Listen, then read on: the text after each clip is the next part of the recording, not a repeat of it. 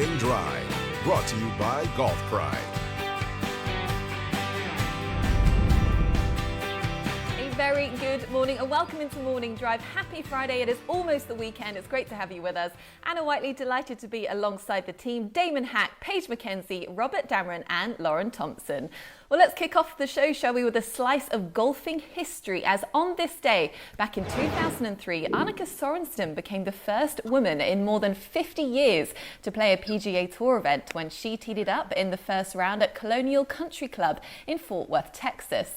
Despite missing the cut, Annika called it a turning point for her in her career and one of her career highlights. So, Paige McKenzie, her decision to play at the event was pretty monumental. It was met with some backlash at the time, but 17 years later, how do you look back at this moment in history? You know, I look back on it and realize how inspired I was when I watched it happen.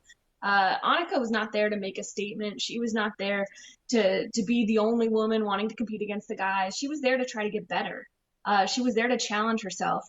And for me as a young golfer at the time, I looked up to her thinking, what would I be willing to do to challenge myself to get better? And the fact that she was willing to go under a microscope, to get the criticism, to put herself out there in that position meant a lot about who she was as a player and as a competitor to try to continue to improve. So inspiring was the best way to describe it. Yeah, you're absolutely right. It seemed like for Annika, it was all about pushing through fear, pressure, doubt, and even showing to herself that she could achieve more than even she thought was possible. So from one strong woman to another, Lauren Thompson, a very good morning to you.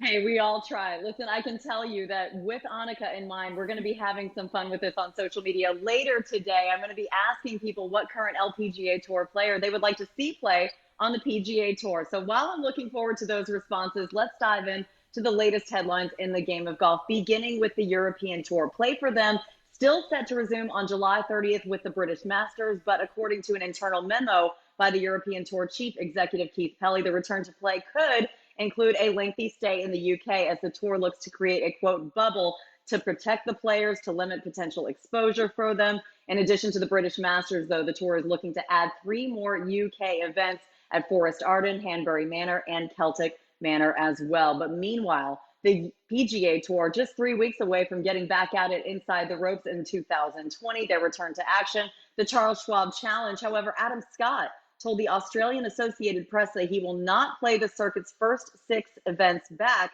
due to concerns over the tour's health and safety plan.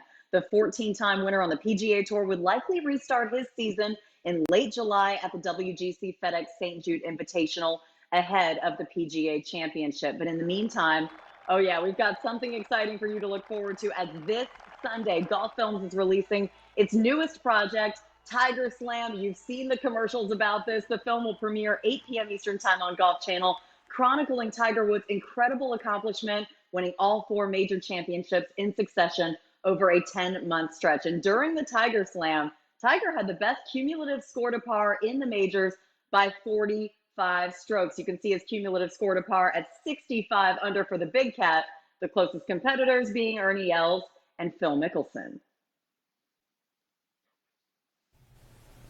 Is people starting the tournament on different numbers the best way to do it?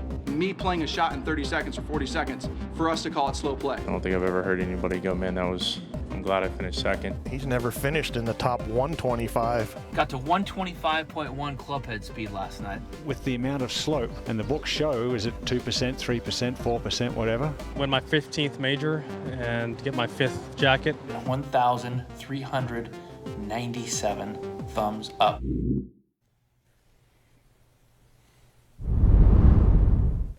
It's been a while since we've done this, guys, but golf is a game of numbers, so we are asking ourselves, what is the most important number during the Tiger Slam? Paige McKenzie, kick us off. Well, we all know what he did, but to me what was fascinating is how he did it. And that's why my number is 82.3%. That's his greens in regulation cumulatively over those 4 tournaments, 16 rounds in major championships, over 80% in greens in regulation. That's incredible when you consider the golf courses are the greatest test of any player that will face that year. The most striking example is the 2000 US Open, when you can see he averaged over 73 greens in regulation. The field averaged 48% greens in regulation. To me, it's astounding. Those are incredible stats no matter who you are, where you play. But the idea that it's Tiger Woods during 4 major championships is even more so incredible.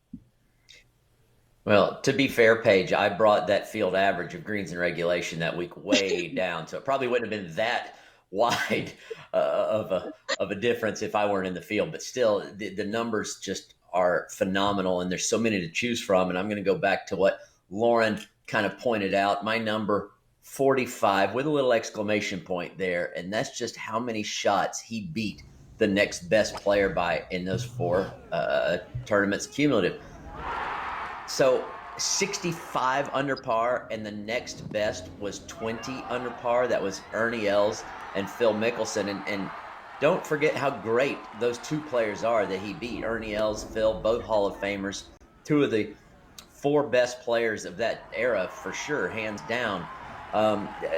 Damon, I think there's a strong chance that type of major dominance is never going to be seen again, not in one season.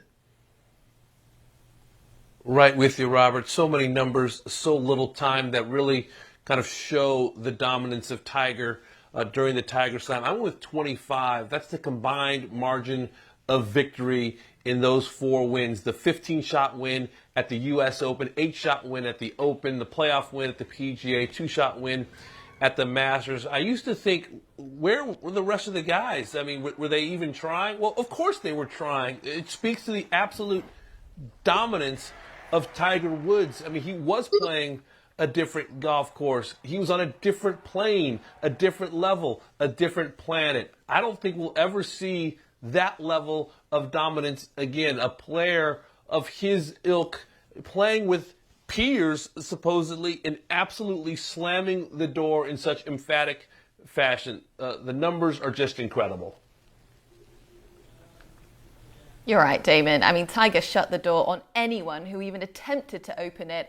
So with all of these numbers flying around, I'm finishing things up with the number 89. It relates to Tiger's scoring average across all 4 majors because unbelievably, he bettered the field average by an average of over 89 strokes across all of those 4 majors combined, which is just unbelievable. It's like you say, Damon. I mean, where were the other competitors? They just didn't show up. That's over an average of 5.5 strokes per round. And of course, at the 2000 US Open, over 29 strokes. So we know he blew the field away there by 15 strokes. So LT, it was just unprecedented dominance, something that no doubt we will ever see again, and just utterly phenomenal. And we cannot wait to watch that documentary on Golf on Sunday.